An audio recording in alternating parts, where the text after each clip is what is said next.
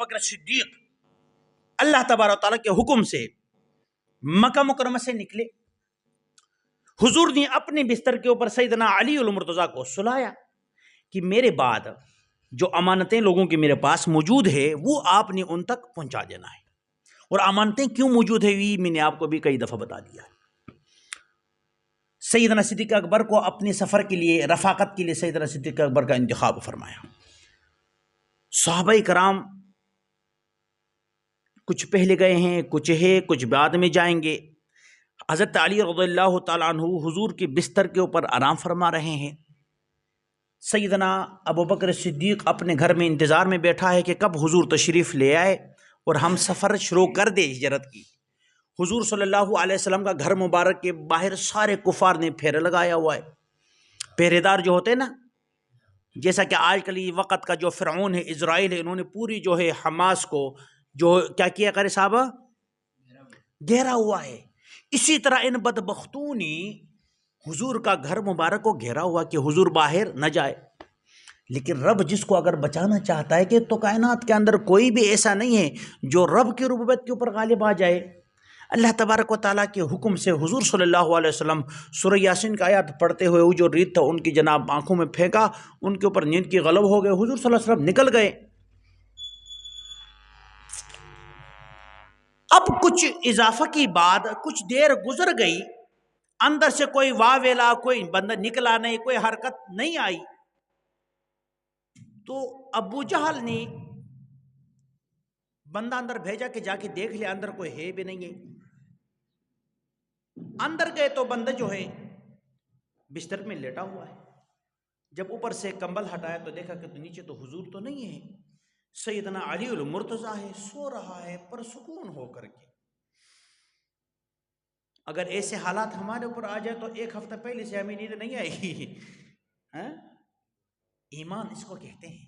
ایمان یہ ہے، ہمارا ایمان بڑا کمزور ہے. ہم درخت بڑے دیکھتے ہیں تو وہاں جھک جاتا ہے، قبرستان بڑے دیکھتے ہیں ادھر جھکیں گے، بندہ جناب ذرا ٹوپی بڑی ہو تو وہاں جھک جائے گے. ہم تو جھک جھک کے زندگی گزار رہے. اور علامہ اقبال کیا کہتا ہے، جو در در پہ جو جھک جائے اسے سر نہیں کہتے. یہ سر جو ہے نا، یہ در در پہ جھکنے کے لیے نہیں ہے، یہ ایک ہی در کے اوپر جھکنے کے لیے، وہ در ہے رب کا. تو ابو جہل بھی اندر آیا، کہا جی حضور کدھر ہے، کہاں گئے؟ سیدنا علی المرتضیٰ بھی وہی حیدر کرار تھا، کہا کہ جہاں جانا تھا ادھر چلے گئے. کہ کدھر جانا تھا؟ کہ جدھر جانا تھا. تو ابو جہل بدبخت نے ساتھی سے کہا کہ دیکھو حضور نے ان نوجوانوں کی کس طرح تربیت کی. اس نے جواب بھی دے دیا لیکن ہمیں کچھ سمجھ نہیں آیا. انہوں کا پیچھا کرو. میں آپ کو مختصر جھلکیاں بتا رہا ہوں، تفصیل نہیں، وقت نہیں ہے. تو راستے میں جب دیکھا کہ جناب گھوڑے کی، اب تو گھوڑے کہاں سے آئے؟ حضور ابو بکر صدیق کے پاس گئے، وہاں گھوڑے موجود، وہاں یعنی سیدنا ابو بکر صدیق گھر تک تو پیدل گئے ہیں، وہاں سے بھی کچھ پیدل، کچھ گھوڑوں کے اوپر اس طرح ہیں. تو ان میں سے اس مشرکین کی جماعت میں سے ایسے لوگ بھی تھے جو نقشوں کے بڑے ماہر تھے.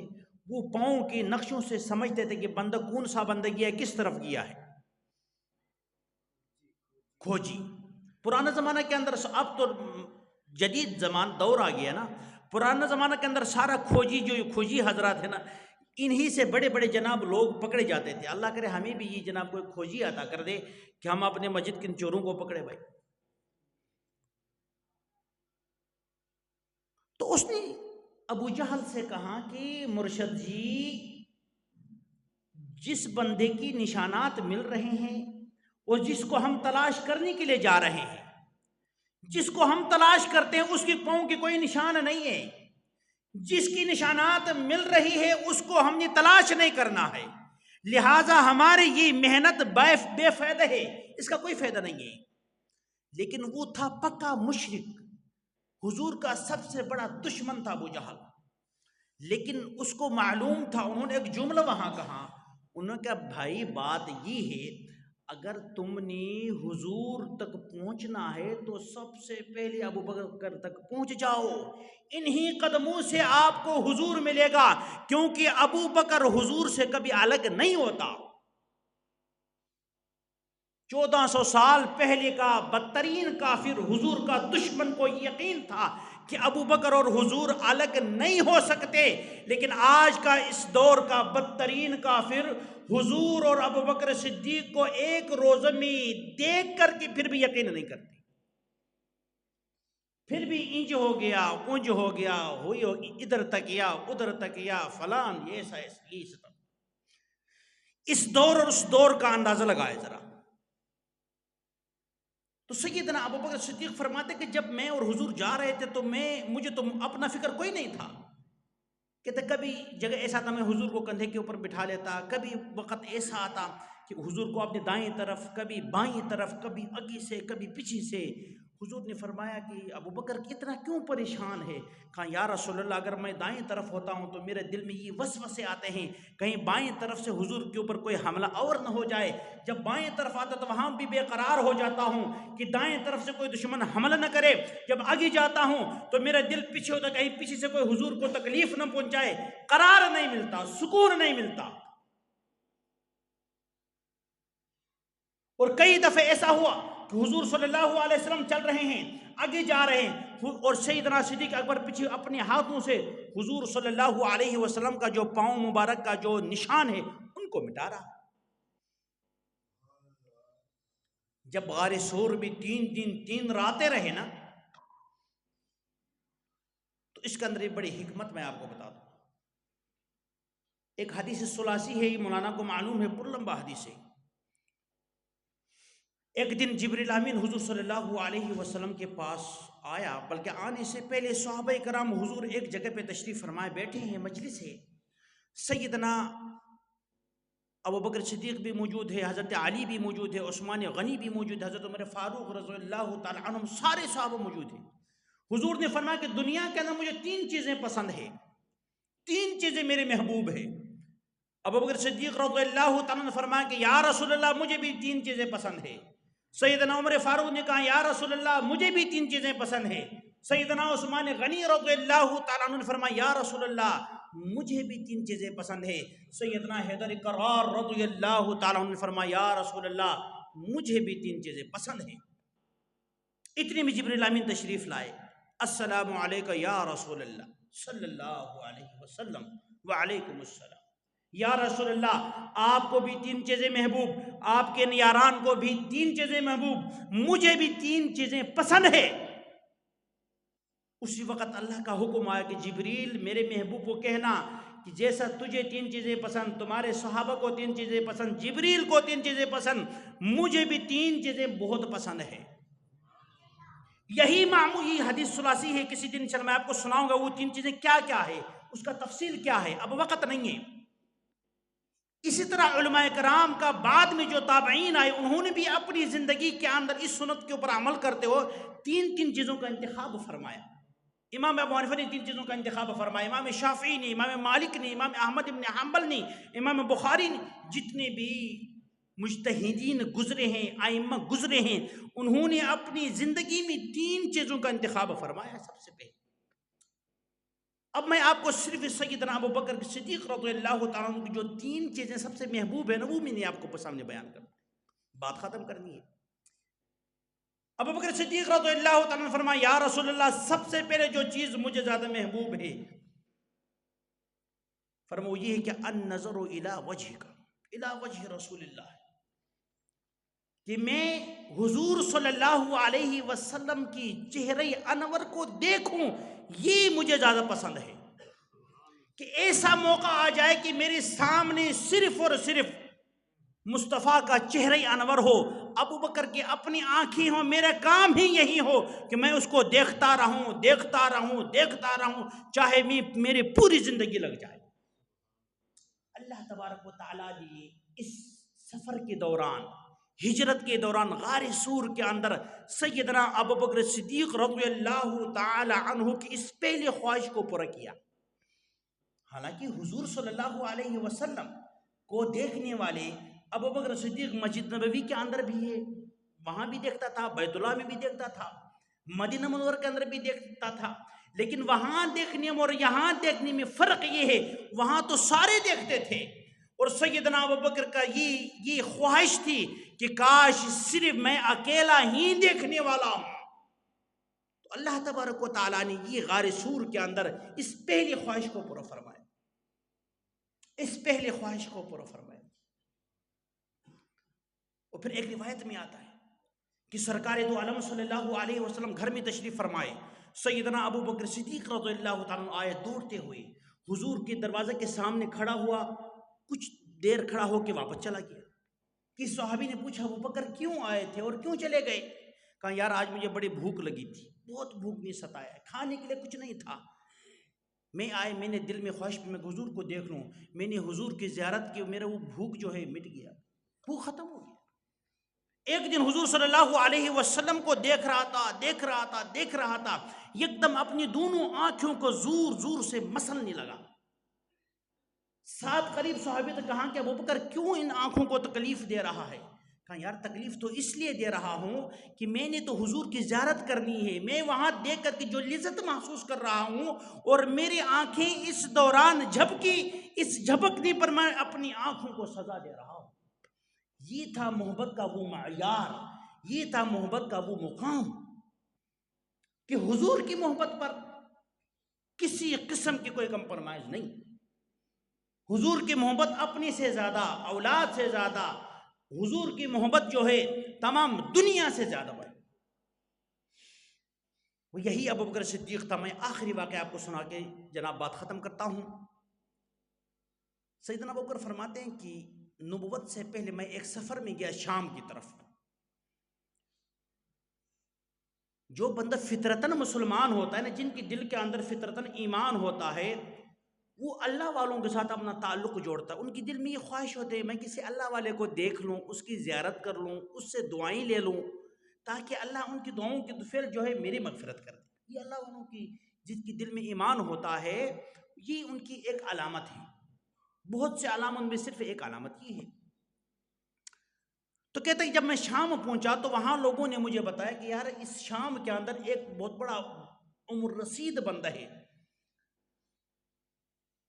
بلکہ یمن، شام نہیں بلکہ یمن کی طرف سفر ہے، جس کا نام شیخ ازد یمنی ہے یا از یمنی ہے، اس طرح کوئی نام ہے. اس کا عمر تقریباً 300 سے اوپر ہے اور لوگ اس سے بڑی معتقد ہے. تو سیدنا ابوبکر فرماتے میرے دل میں یہ خواہش پیدا ہو گئی کہ اس اللہ والے سے میں ملاقات کر لوں. بہرحال مختصر اس اللہ والے کا تلاش کرتے کرتے ایک غار میں پہنچ گیا کہ غار کے اندر جو ہے اللہ والا موجود ہے. لیکن سیدنا ابوبکر فرماتے جب میں نے اس کو دیکھا، اس کی زیارت کی، کہ وہ عمر کے اس حصے میں تھا کہ اس کی بڑھاپے کی وجہ سے یہ جو بھاویں ہیں آنکھوں کے اوپر یہ آ کے نیچے لگ گئی تھی، آنکھیں نظر نہیں آتی تھی. اور اس کا عمر اس وقت تقریباً 390 سال اس عمر میں تھا. کہتے میں غار میں داخل ہوا، میں نے کہا السلام علیکم، السلام علیکم. انہوں نے کہا وعلیکم السلام. پھر ان سے پوچھا کہ من انت، کون ہے تم؟ ابو بکر صدیق رضی اللہ تعالیٰ عنہ نے فرمایا کہ انا ابو بکر. کہ کہاں سے آیا ہے؟ کہا من المکہ. کہ جب میں نے یہ کہا کہ تمہارا باپ کا نام کیا ہے؟ کہا ابو قحافہ. کہ جب میں نے اپنا یہ تعارف مختصر کروایا، شیخ کے سامنے اب تعارف کیا، تو کہتے کہ انہوں نے مجھے اپنے قریب کیا، قریب کر کے اپنے دونوں ہاتھوں سے اپنے ان بہوں کو اوپر کیا اور مجھے دیکھتے ایک وقت تک دیکھتا رہا. پھر آسمان کی طرف نگاہ اٹھائے، فرمایا الحمدللہ، اور کہا کہ اس کی آنکھوں سے آنسو جاری ہو گئی. میں حیران پریشان کہ میں اس کے لیے آیا ہوں، اس کی زیارت کے لیے، اور یہ شیخ صاحب مجھے دیکھ کر کے اللہ کا حمد بیان کر رہا ہے. میں نے کہا حضرت مجھے بات سمجھ نہیں آئی، آپ مجھے دیکھ کر کے الحمدللہ، پھر آپ کی یہ حالت، جیسا کہ کوئی بندہ اپنے مرشد کے ساتھ ملتا ہے، عقیدت احترام اس طرح، حالانکہ میں چھوٹا سا نوجوان، آپ بڑے جناب بزرگ بندہ. ان کا بھائی بات یہ ہے، آپ کو تو صرف یہ معلوم ہے کہ میں عمر کی اس حصے میں ہوں، لیکن در حقیقت بات یہ ہے کہ میرے اس سینے کے اندر تورات کا علم ہے، تورات یہاں محفوظ ہے، انجیل یہاں محفوظ ہے، زبور یہاں محفوظ ہے. اللہ نے مجھے ان 3 کتابوں کا جو بڑے بڑے کتابیں ہیں اللہ نے مجھے عالم بنا دیا, مجھے حافظ بنا دیا ہے. اور کہا پتر بات یہ ہے کہ میں نے ان کتابوں کے اندر سنا ہے جو آخری نبی آنے والا ہے ان کی تذکرے ان کتابوں کے اندر موجود تھی. کہا جو آخری نبی تھا اللہ تبارک و تعالیٰ نے ان کی تو ذکر کیا تھا, لیکن اس نبی کی رفاقت کے لیے ایک بندہ تھا, ایک بندہ ہوگا, اس کا بھی ذکر ان کتابوں کے اندر تھا. اور اس کتابوں کے اندر یہاں تک کہ حضور کی اس صدیق کا, حضور کے اس دوست کا نام, والد کا نام, علاقہ کا نام بھی موجود تھا. جب آپ نے کہا میرا نام عبداللہ ہے, کنیا ابو بکر ہے, باپ کا نام ابو قحافہ ہے, کنیا یہ ہے, نام عثمان ابن عامر ہے, تو مجھے جب میں نے اپنے کتابوں کے اندر یہ پڑھا تھا تو اس وقت میں نے دعا کی تھی کہ یا اللہ جس آخری نبی کا ذکر ان کتابوں کے اندر ہے اللہ تبارک و تعالیٰ اس سے میرے ملاقات کروا دے. اور ساتھ میں نے ایک اور دعا کی تھی کہ یا اللہ اگر اس سے میرا ملاقات نہیں ہو سکتا تو اس کا جو صدیق ہے جس کا نام موجود ہے یا اللہ اس سے مجھے ملوا دے. کہ آج اللہ تبارک و تعالیٰ نے میرے دعا کو قبول فرمایا. حالانکہ میں عمر کے اس حصے میں ہوں کہ میں جا نہیں سکتا, مکہ نہیں جا سکتا, چل نہیں سکتا ہوں. رب العالمین نے میری اس دعا کی وجہ سے آپ کو اٹھا کر کے میرے پاس لے آئے. آج میں اپنے رب سے بڑا راضی ہوں کہ اگر میں نے اس محبوب کو تو نہیں دیکھا لیکن اس کی دوست کو, اس کی صدیق کو دیکھ کر کے اس محبوب پر میں ایمان لاتا ہوں. اور پھر سیدنا ابوبکر صدیق رضی اللہ تعالیٰ عنہ کے ساتھ باتیں کرتا رہا, پوچھتا رہا. کہا بیٹا بات یہ ہے جب صدیق آ گیا تو اس کا جو دوست ہے رحمت للعالمین بھی عنقریب آنے والا ہے, وہ نبی آخری جو نبی ہوگا جو نبوت کا اعلان کرنے والا ہے. لیکن یاد رکھنا اپنی جان, اپنی مال, اپنی اولاد حضور پر قربان کرنا, اس کو کبھی تنہا نہیں چھوڑنا, وہ آپ کو کبھی تنہا نہیں چھوڑے گا.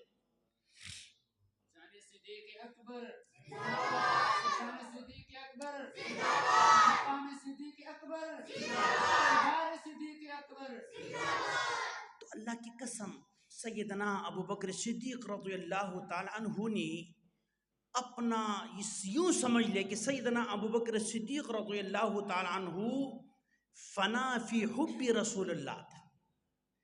اللہ کی محبوب کی محبت میں بالکل مستغرق تھا. نہیں دیکھا یہ مال ہے, نہیں دیکھا یہ اولاد ہے, نہیں دیکھا جناب یہ میرا ملک ہے, مجھے شہر چھوڑنا پڑتا ہے, لوگ تکلیف دے سکتے, اس کی طرف ان تمام چیزوں سے بے نیاز ہو. اور ایک وقت ایسا آیا کہ جب حضور صلی اللہ علیہ وسلم نے غزوہ تبوک کے موقع پہ اعلان کر دیا تھا کہ جس کے پاس جتنا جو کچھ موجود ہے لے کر حاضر ہو جائے, چندے کی شکل میں مجاہدین کے لیے اس وقت ضرورت تھی. سیدنا صدیق اکبر جب گھر گئے جو کچھ تھا سب کچھ آ کر کے حضور کے قدموں میں رکھ دیا. یہاں تک کہ حضور صلی اللہ علیہ وسلم کی اس اعلان پر سیدنا ابوبکر صدیق نے اپنے جسم کے اوپر جو کپڑے تھے اعلیٰ قسم کے ان کو نکالا, ایک پرانے بوجھے اور ٹاٹ کے کپڑے پہن کر کے جو کچھ تھا اس لباس اور باقی جتنا تھوڑے سے مقدار کے اندر رہ گئے تھے باقی تو سب کچھ اسلام پر قربان کر دیا تھا. آگے حضور کے قدموں میں رکھا, کہا یا رسول اللہ یہ میرے پاس تھا, یہ آپ کے قدموں میں حاضر ہے. حضور نے فرمایا گھر میں کیا چھوڑا؟ کہا کہ حب اللہ و حب رسول اللہ, اللہ اور اس کے محبوب کی محبت چھوڑا ہے. بھائی گھر کے اندر کچھ نہیں ہے. اللہ